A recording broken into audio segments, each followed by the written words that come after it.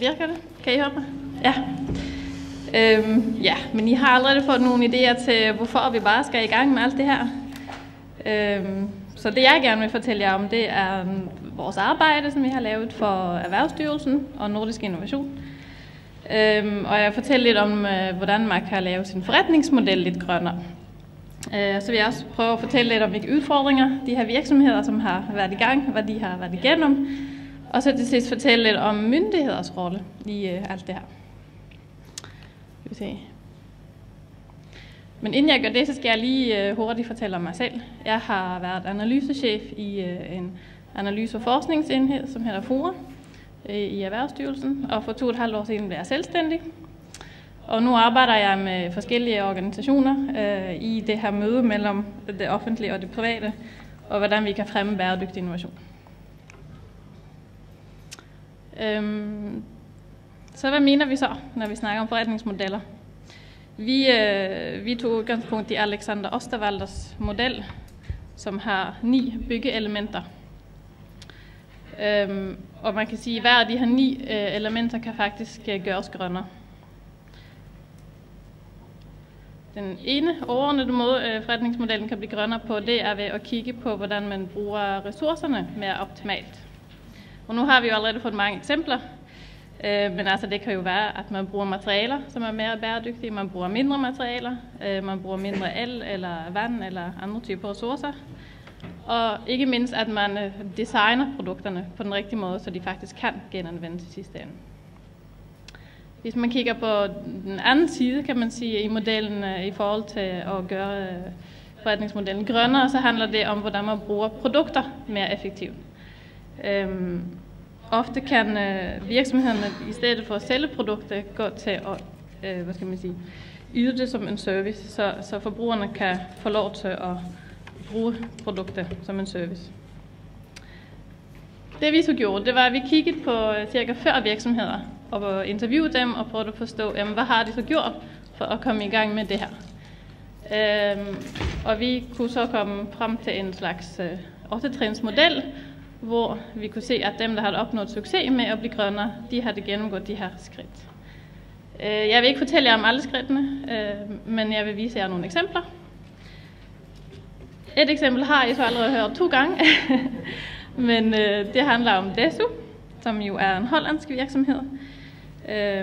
Det, der var vigtigt for Desu, kan man sige, det er, når de så skulle i gang med at blive grønnere, så var det vigtigt, at hele virksomheden forstod, hvorfor det var vigtigt. Vi har snakket med nogle virksomheder, som sagde, at en af de største udfordringer, det var at forklare for medarbejderne, hvorfor var det, at egentlig den her virksomhed skulle blive grønnere. Det kræver så, at man ændrer sin kultur, og der er det helt nødvendigt, at det er topledelsen, der er med fra start. Og her i Desu var det så faktisk deres CEO, som fik inspiration til det. Så det de gjorde, det var at starte et projekt ad gangen, hvor de har fokuseret på cradle-to-cradle-projekter. Og i dag har de så faktisk lavet et helt nyt system i deres virksomhed, hvor de får de her gamle tæpper tilbage og kan lave nye tæpper. Og i dag er så 60% af deres tæpper faktisk lavet af genanvendelige garn.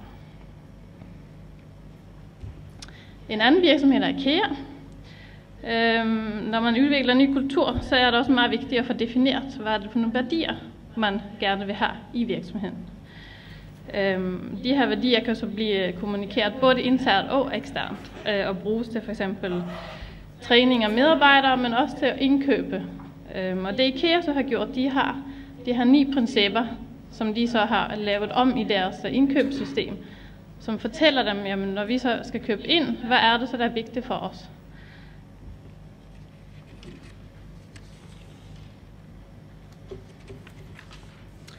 En anden del af at skulle implementere en grøn strategi, det kan være at være på forkant med regulering. Hvis man kan det, så kan man nogle gange komme på markedet med helt nye produkter, inden nogen andre har fundet ud af det. Og det kunne vi se fra Safechem, som er den europæiske arm af en amerikansk kemikalievirksomhed. Det de gør, det er at lease kemikalier til deres kunder. Og grunden til, at de overhovedet startede med den forretningsmodel, det var, at i Tyskland fik man en meget, meget strengere regulering på kemikaliemarkedet, som gjorde, at virksomheder blev nødt til at tænke brugen af kemikalier helt anderledes. Så i dag, så i stedet for at købe kemikalier, så kan de så låne dem, kan man sige, af Safechem, som så udfører den service, virksomheden har brug for. Og i nogle tilfælde, så kan det føre til en reduktion af også 90% i brugen af kemikalier. I har også hørt om Mærsk. Og det er klart, at alle de virksomheder, vi snakker med, de siger, jamen vi gør det jo ikke, hvis ikke det er en god forretning. Og det skal de jo heller ikke, kan man sige. Mærsk har jo så den udfordring, at prisen på stål, den skyder i vejr. Så hvordan kunne de så genbruge det stål, der fandtes i alle de store containerskibe, de har sejlende rundt? En anden meget vigtig ting for mange af de her virksomheder, det var at få snakket med deres kunder om, hvad forventer I af en virksomhed, som er grøn, og hvordan kan de blive inkluderet i selve innovationsprocessen i mange af de her grønnere produkter og services. En virksomhed er Steelcase, som arbejder på mange fronter med at blive grønnere. Det de har gjort er at, i stedet for bare at sælge møbler, at udtænke, hvordan vi kan sælge koncepter for, hvordan medarbejdere bruger stoler og borde. Og en af de ting, de har gjort, det er så at designe nogle koncepter, hvor man kan bruge mindre plads, eller at pladsen er mere fleksibel på kontorer, så kontorerne faktisk kan blive mindre. Og de involverer deres kunder mange forskellige aspekter, og de samarbejder så også med diverse virksomheder og universiteter, som for eksempel i psykologi eller hjerneforskning.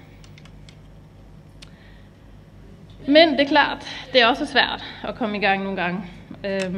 Og nogle af de udfordringer, som virksomheden fortalte os om, det var, at det kræver store investeringer. Enten fordi man skal bruge nye materialer og har brug for at ændre hele produktionssystemet, eller det kan være, fordi man binder sin kapital i de produkter, som man leaser til sine kunder. Og mange gange så tager det også rigtig mange år, inden de her investeringer er tilbagebetalt. En anden udfordring var også i forhold til medarbejderen. Hvordan kan vi uddanne dem, så de er klar til at bruge nye materialer, klar til at tænke design på en ny måde, og også klar til måske at sælge en service, i stedet for bare at sælge et produkt. Og ikke mindst, altså hvordan kan vi finde de rigtige partnere. Det vi så også har kigget på, det var, hvilken rolle kan så myndigheder spille i alt det her. Og vi snakkede med rigtig mange forskellige eksperter i mange forskellige lande, og fik nogle gode idéer til det. Man kan sige, at virksomheder, de er, mange af dem i hvert fald, allerede i gang med at innovere. Men det kræver også, at myndigheder innoverer og udvikler politik på en lidt ny måde. Og det var Bent Hansen også inde på her til morgen.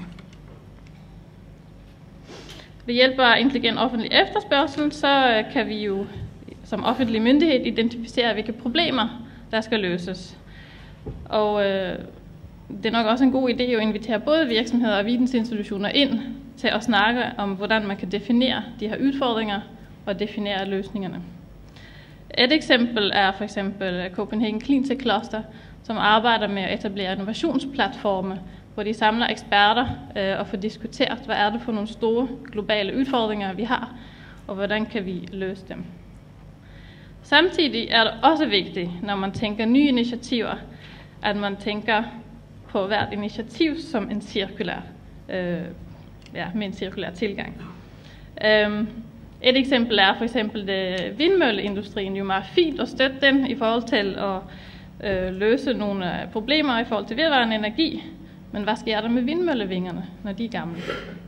I dag er det i hvert fald meget svært at genbruge, og i nogle tilfælde kunne man sige, at det er ved at blive et affaldsproblem.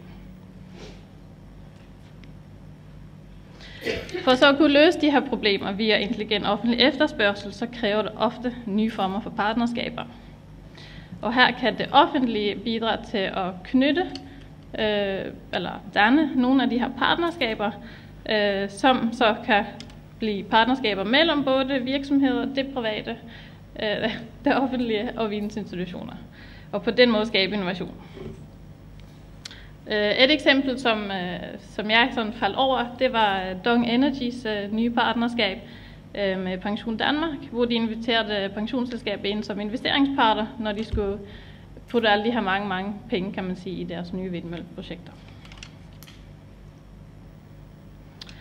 Når man så er kommet så langt, så kan det offentlige også bidra med at igangsætte test- og demonstrationsprojekter eller pilotprojekter for at vise, at det er muligt at gøre det på en grønnere måde. Det kan være for eksempel ved at bygge bæredygtige bydele eller eksperimentere med offentlige services. Det er i hvert fald mange muligheder, man som myndighed har der, synes jeg. Ja.